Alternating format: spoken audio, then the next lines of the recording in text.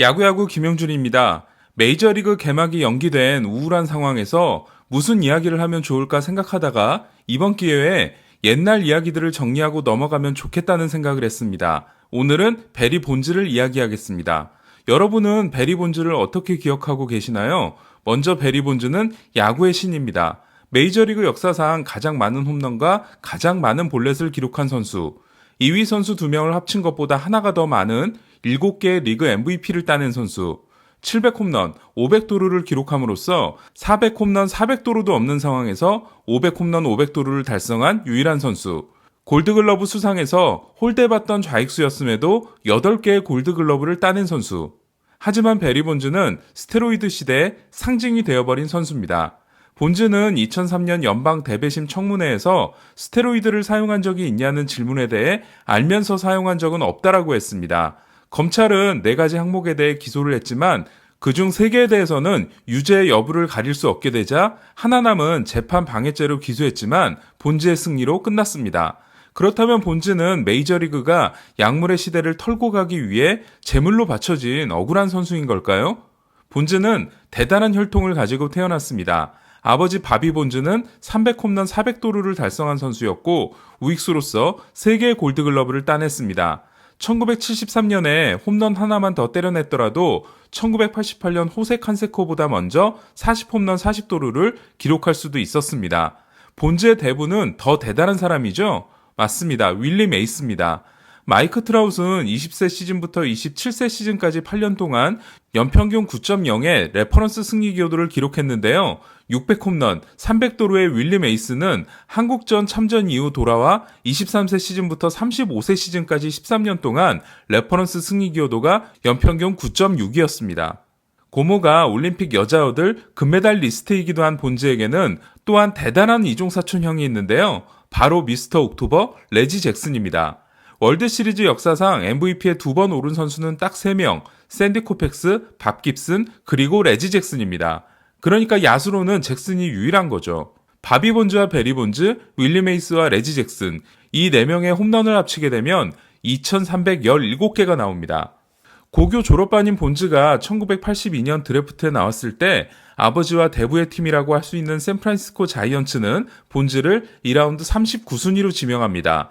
그리고 입단 보너스로 파격적인 7만 달러를 제시하는데요. 그의 1순위 선수가 받은 보너스가 10만 달러였습니다. 하지만 본즈는 7만 5천 달러를 달라고 합니다. 어떻게 됐을까요? 기분이 상한 본즈는 더 협상하지 않고 레지 잭슨의 모교인 애리조나 주립대에 진학해버립니다. 본즈는 그야말로 에고로 가득 찬 선수였습니다. 당시 애리조나 주립대 감독이었던 짐 브록은 본즈에 대해 이런 말을 합니다. 이처럼 무례하고 경솔하며 이기적인 선수는 본 적이 없다. 돈 자랑과 아버지 자랑에 넌더리가 날 정도다. 바비 본즈는 안 되겠다 싶었는지 아들 베리 본즈에게 스스로 돈을 벌게 하는데요. 하지만 본즈는 리무진 운전사를 하루 만에 관두게 됩니다. 본즈는 마크 맥과이어를 포함해 대학 최고의 선수들이 총출동한 LA 올림픽 대표팀에도 뽑히지 못하는데요. 심지어 애리조나 주립대는 그 중요한 칼리지 월드 시리즈를 앞두고 본즈에게 자체 출장 정지를 내리기도 했습니다. 그렇다 보니 1985년 드래프트 때 샌프란시스코는 전체 2순위로 본즈를 뽑는 대신 인성왕으로 소문난 윌 클락을 선택합니다. 그리고 피츠버그가 전체 6순위에서 본즈를 데려가게 됩니다. 본즈에게 행운인 건 피츠버그의 감독이 이해심이 많기로 유명한 짐 릴랜드였다는 겁니다. 당시 피츠버그에는 중견수로서 5개의 골드글러브를 따낸 앤디 반슬라이크, 맞습니다. 스캇 반슬라이크의 아버지죠. 앤디 반슬라이크가 있었기 때문에 본즈는 좌익수가 되는데요. 21살이었던 본즈는 이런 말을 합니다. 아버지는 우익수, 메이스는 중견수를 평정했으니 나는 역대 최고의 좌익수가 되겠다. 최고의 좌익수 테드 윌리엄스가 있는데 말이죠. 본즈는 1990년 역대 2번째 30홈런 50도루를 달성하고 첫 번째 MVP가 됩니다. 1991년에는 애틀란타 테리 펜들턴에게 밀려 2위에 그치지만 1992년과 1993년 다시 MVP가 됩니다. 1991년에 꼴찌에서 1위가 된 애틀란타 열풍이 아니었다면 본즈는 MVP 4연패를 이때 성공했을 겁니다. 결국 본즈는 1993년 FA 계약을 맺고 샌프란시스코에 입단하는데요.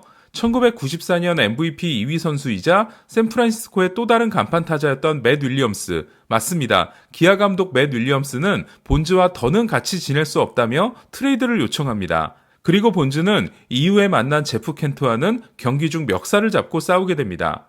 본즈는 1998년까지 기록한 레퍼런스 승리 기여도가 99.9였는데요. 이는 데릭 지터의 통산 기록인 72.4는 물론 켄 그리피 주니어의 83.8, 칼리 켄 주니어의 95.9를 모두 뛰어넘는 기록이었습니다.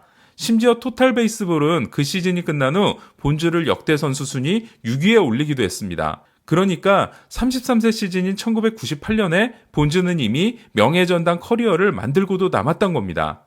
하지만 본즈는 그 시즌이 끝나고 하지 말았어야 될 잘못된 선택을 하게 됩니다. 1998년 본즈는 역대 최초로 400홈런 400도루를 달성합니다.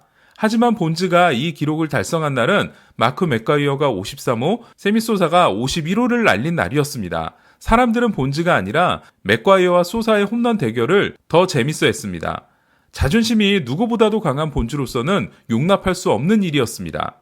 MVP 투표에서도 66홈런 158타점의 세미 소사가 1위, 70홈런 147타점의 맥과이어가 2위였던 반면 그의 승리 기여도가 리그 1위였지만 37홈런 122타점이었던 본즈는 8위에 그칩니다.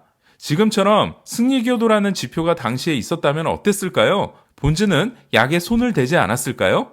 본즈 입장에서 더 열받는 일은 맥과이어와 소사가 약물 선수였기 때문일 겁니다. 당시 둘이 스테로이드를 쓴다는 건 리그에서 모두 알고 있었습니다. 본즈는 부정한 방법을 쓰는 둘이 스포트라이트를 독점하는 걸 보고 결심합니다. 좋아, 내가 홈런으로 꺾어주겠다. 1999년 데뷔 시즌 대비 25kg이 늘어난 체중으로 나타난 본즈는 결국 2001년 73개를 날림으로써 맥과이어의 1998년 기록을 경신합니다. 특히 짧은 스윙으로 맥코비만에 빠뜨리는 스플래시 히트는 본즈를 싫어하는 사람들조차 경배할 수밖에 없었습니다. 혹자는 이렇게 말합니다. 본즈는 약물이 없었어도 최고의 선수였다고.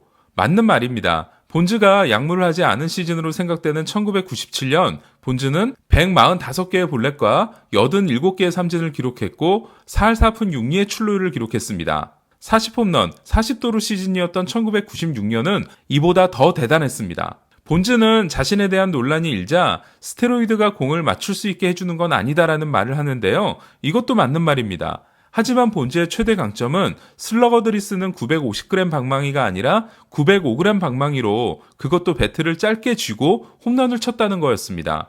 과연 약물의 힘이 없었다면 그러한 타격이 가능했을까요? 이른바 약본즈는 정말 대단했습니다.